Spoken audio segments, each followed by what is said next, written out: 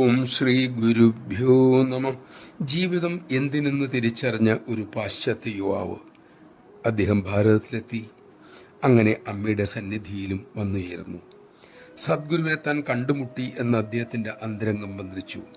അങ്ങനെ അവിടെ ബ്രഹ്മചാരിയായി അമ്മയിൽ നിന്നും സത്സംഗ മഹിമ തിരിച്ചറിഞ്ഞു.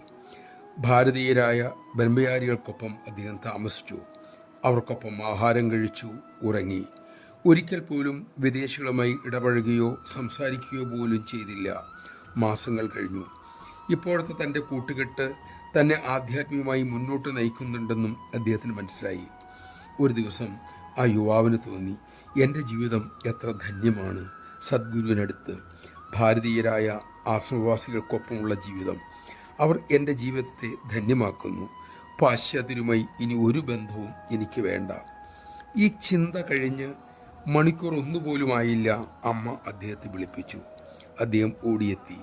അമ്മ വാത്സല്യപൂർവ്വം പറഞ്ഞു, മോനെ, ഇന്റർനാഷണൽ ഓഫീസിൽ മോൻ ജോലി ചെയ്യാമോ? മോനത് സമ്മതമാണോ? വിദേശികളുടെ കാര്യങ്ങൾ നോക്കി നടത്തേണ്ടതാണ് അവിടുത്തെ ജോലി. എന്നും അവരുമായി ഇടപഴകുകയും വേണം. യുവാവ് യാന്ത്രികമായി തലയാട്ടി. സമ്മതമാണമ്മേ. നമഃ ശിവായ.